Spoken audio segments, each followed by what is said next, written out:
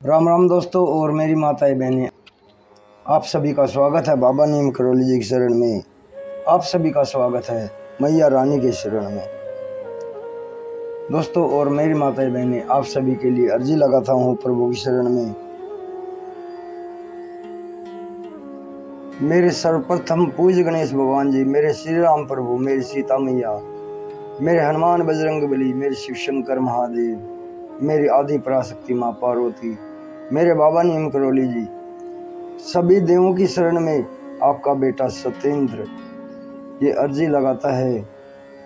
जो भी मेरा भाई मेरी माताएं बहनें आपकी ये महिमा सुनते हैं, उनके सभी कष्ट दूर करो भगवान, उनके ऊपर तुरंत कृपा करो, उनके घर में सदैव खुशियाँ आए, सुख समृद्धि बनी रहे, कभी कोई कष्ट ना हो। यही मेरी प्रार्थना, यही मेरी अर्जी। जय जय श्री राम, जय बाबा नीम करौली महाराज की। दोस्तों और मेरी माताएं बहनें, आज हम करते हैं किष्किंधा कांड का 25वां सर्ग का नाम है लक्ष्मण सहित श्री राम का सुग्रीव, तारा और अंगद को समझाना तथा बाली के दाह संस्कार के लिए आज्ञा प्रदान करना। फिर तारा आदि सहित सब वानरों का बाली के शव को शमशान भूमि में ले जाकर अंगद के द्वारा उसका दाह संस्कार कराना और उसे जलांजलि देना। पूरा सुने मेरे भाई मेरी माताएं बहनें, प्रभु श्री राम जी और बाबा नीम करौली और माता रानी की अपार कृपा आपके ऊपर हो, यही मेरी प्रार्थना। जय जय श्री राम। लक्ष्मण सहित श्री रामचंद्र जी सुग्रीव आदि के शोक से उनके समान ही दुखी थे। उन्होंने सुग्रीव, अंगद और तारा को सांत्वना देते हुए इस प्रकार कहा, शोक संताप करने से मरे हुए जीव की कोई भलाई नहीं होती, अतः अब आगे जो कुछ कर्तव्य है उसको तुम्हें विधि पूर्वक संपन्न करना चाहिए। तुम सब लोग बहुत आंसू बहा चुके, अब उसकी आवश्यकता नहीं है। लोकाचार का भी पालन करना चाहिए। समय बिताकर कोई भी विहित कर्म नहीं किया जा सकता, क्योंकि उचित समय पर न किया जाए तो उस कर्म का कोई फल नहीं होता। जगत में नियति काल ही सबका कारण है, वही समस्त कर्मों का साधन है और काल ही समस्त प्राणियों को विभिन्न कर्मों में नियुक्त करने का कारण है, क्योंकि वही सबका प्रवर्तक है। क्योंकि कोई भी पुरुष न तो स्वतंत्रता पूर्वक किसी काम को कर सकता है और न ही किसी दूसरे को ही उसमें लगाने की शक्ति रखता है। सारा जगत स्वभाव के अधीन है और स्वभाव का आधार काल है। काल भी काल का अपनी की हुई व्यवस्था का उल्लंघन नहीं करना चाहिए। वह काल कभी क्षीण नहीं होता। स्वभाव को पाकर कोई भी उसका उल्लंघन नहीं करता। काल का किसी के साथ भाईचारे का, मित्रता का अथवा जाति बिरादरी का संबंध नहीं है। उसको वश में करने का कोई उपाय नहीं है तथा उस पर किसी का भी पराक्रम नहीं चल सकता। कारण स्वरूप भगवान काल जीव के भी वश में नहीं है। अतः साधुदर्शी विवेकी पुरुष को सब कुछ काल का ही परिणाम समझना चाहिए। धर्म, अर्थ और काम भी काल क्रम से ही प्राप्त होते हैं। मेरे द्वारा मारे जाने के कारण वानर राज बाली शरीर से मुक्त होकर अपने शुद्ध स्वरूप को प्राप्त हुए हैं। नीति शास्त्र के अनुकूल साम, दान और अर्थ के समुचित प्रयोग से मिलने वाले जो पवित्र कर्म हैं, वे सभी उन्हें प्राप्त हो गए। महात्मा बाली ने पहले अपने धर्म के संयोग से जिस पर विजय पाई थी, उसी स्वर्ग को इस समय युद्ध में प्राणों की रक्षा न करके उन्होंने अपने हाथ में कर लिया है। यही सर्वश्रेष्ठ गति है जिसे वानरों के सरदार बाली ने प्राप्त कर लिया है। अतः अब उनके लिए शोक करना बेकार है। इस समय तुम्हारे सामने जो कर्तव्य उपस्थित है उसे पूरा करो। श्री रामचंद्र जी की बात समाप्त होने पर शत्रु वीरों का संहार करने वाले लक्ष्मण ने, जिनकी विवेक शक्ति नष्ट हो गई थी, उन सुग्रीव से नम्रता पूर्वक इस प्रकार कहा, सुग्रीव, अब तुम अंगद और तारा के साथ रहकर बाली के दाह संस्कार संबंधी प्रेत कार्य करो। सेवकों को आज्ञा दो, वे बाली के दाह संस्कार के निमित्त प्रचुर मात्रा में सूखी लकड़ियां और दिव्य चंदन लेकर आएं। अंगद का चित्त बहुत दुखी हो गया है, इन्हें धैर्य बंधाओ, तुम अपने मन में मूढ़ता न लाओ, तुम अपने मन में मूढ़ता न लाओ, क्योंकि यह सारा नगर तुम्हारे ही अधीन है। अंगद पुष्पमाला, नाना प्रकार के वस्त्र, घी, तेल, सुगंधित पदार्थ तथा अन्य सामान जिनकी अभी आवश्यकता है वह स्वयं लेकर आवें। तार, तुम शीघ्र जाकर वेग पूर्वक एक पालकी लेकर आओ, क्योंकि इस समय अधिक फुर्ती दिखानी चाहिए। ऐसे अवसर पर वही लाभदायक होती है। पालकी को उठाकर ले चलने के लिए जो बलवान एवं समर्थ वानर हों वे तैयार हो जाएं। वे ही बाली को यहाँ से शमशान भूमि में ले चलेंगे। सुग्रीव से ऐसा कहकर शत्रु वीरों का संहार करने वाले सुमित्रा नंदन लक्ष्मण अपने भाई के पास जाकर खड़े हो गए। लक्ष्मण की बात सुनकर तार के मन में हड़बड़ी मच गई। वह शिबिका ले आने के लिए शीघ्रतापूर्वक किष्किंधा नामक गुफा में गया। वहां से शिबिका ढोने के योग्य शूरवीर वानरों द्वारा कंधों पर उठाई हुई उस शिबिका को साथ लेकर तार फिर तुरंत ही लौट आया। वह दिव्य पालकी रथ के समान बनी हुई थी। उसके बीच में राजा के बैठने योग्य उत्तम आसन था। उसमें शिल्पियों द्वारा कृत्रिम पक्षी और वृक्ष बनाए गए थे। वह शिबिका चित्र के रूप में बने हुए पैदल सिपाहियों से भरी प्रतीत होती थी। उसकी निर्माण कला सब ओर से बड़ी सुंदर दिखाई देती थी। देखने में वह सिद्धि के विमान की प्रतीत होती थी। उसमें कई खिड़कियां बनी थी जिनमें जालियां लगी हुई थी। कारीगरों ने उस पालकी को बहुत ही सुंदर बनाने का प्रयत्न किया था। उसका एक एक भाग बड़ा सुदृढ़ बनाया गया था। उसका एक एक भाग बड़ा ही सुघड़ बनाया गया था। आकार में वह बहुत बड़ी थी। उसमें लकड़ियों से क्रीड़ा पर्वत बने हुए थे।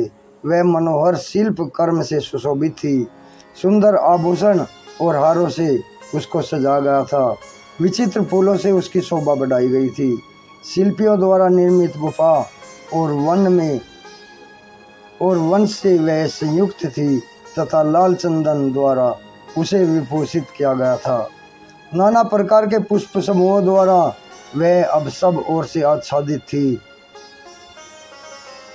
तथा प्रातःकाल के सूर्य की भांति अरुण कांति वाली दीप्ति माला पद्म मालाओं से अलंकृत थी। ऐसी पालकी का अवलोकन करके श्री रामचंद्र जी ने लक्ष्मण की ओर देखते हुए कहा, अब बाली को शीघ्र ही यहाँ से शमशान भूमि में ले जाया जाए और उनका प्रेत कार्य किया जाए। तब अंगद के साथ करुण क्रंदन करते हुए सुग्रीव ने बाली के शव को उठाकर उस शिबिका में रखा। मृत बाली को शिबिका में चढ़ाकर उन्हें नाना प्रकार के अलंकारों, फूलों और गजरों और भांति भांति के वस्त्रों से विभूषित किया गया। तदनंतर वानरों के स्वामी राजा सुग्रीव ने आज्ञा दी कि मेरे बड़े भाई का औधर्व दैहिक संस्कार शास्त्रानुकूल विधि से संपन्न किया जाए। आगे आगे बहुत से वानर नाना प्रकार के बहुसंख्यक रत्न लुटाते हुए चले। उनके पीछे शिबिका चले। इस बोतल पर राजाओं के औधर्व दैहिक संस्कार उनकी बढ़ी हुई समृद्धि के अनुसार जैसा धूमधाम से होते देखे जाते हैं, उसी प्रकार अधिक धन लगाकर सब वानर अपने स्वामी महाराज बाली की अंत्येष्टि संस्कार करें। तब तार आदि वानरों ने बाली के औधर्व दैहिक संस्कार का शीघ्र वैसा ही आयोजन किया जिनके बांधव बाली मारे गए थे। वे सब के सब वानर अंगद को हृदय से लगाकर शीघ्रता पूर्वक वहां से रोते हुए सब के साथ चले। उनके पीछे पीछे बाली के अधीन रहने वाली सभी वानर पत्नियां समीप आकर हावीर हावीर कहती हुई अपने प्रियतम को पुकार पुकार कर बारंबार रोने चिल्लाने लगी। जिनके जीवन धन का वध किया गया था वो तारा आदि सब वानर रानियां करुण स्वर से विलाप करती हुई अपने स्वामी के पीछे पीछे चलने लगी। वन के भीतर रोती हुई उन वानर वधुओं के रुदन शब्द से गूंजते हुए वन और पर्वत भी सब और रोते हुए से प्रतीत होते थे। पहाड़ी नदी तुंग बरंदा के एकांत तट पर जो जल से घिरा हुआ था, पहुंचकर बहुत से वनचारी वानरों ने एक चिता तैयार की। तदनंतर पालकी ढोने वाले श्रेष्ठ वानरों ने उसे अपने कंधों से उतारा और वे सब शोकमग्न होकर एकांत स्थान में जा बैठे। तत्पश्चात तारा ने शिविका में सुलाए हुए अपने पति के शव को देखकर उनके मस्तक को अपनी गोद में ले लिया और अत्यंत दुखी होकर वह विलाप करने लगी। हा वानरों के महाराज, हा मेरे दयालु प्राणनाथ, हा परम पूजनीय महाभाऊ वीर, हा मेरे प्रियतम, एक बार मेरी ओर तो देखिए, मेरी ओर देखो तो सही। इस शोक पीड़ित दासी की ओर तुम दृष्टिपात क्यों नहीं करते हो? दूसरों को मान देने वाले प्राण वल्लभ, प्राणों के निकल जाने पर भी तुम्हारा मुख जीवित अवस्था की भांति अस्ताचलवर्ती सूर्य के समान अरुण प्रभा से युक्त एवं प्रसन्न ही दिखाई देता है। वानरराज, श्री राम के रूप में यह काल ही तुम्हें खींच कर लिए जा रहा है, जिसने युद्ध के मैदान में एक ही बाण मारकर हम सबको विधवा बना दिया।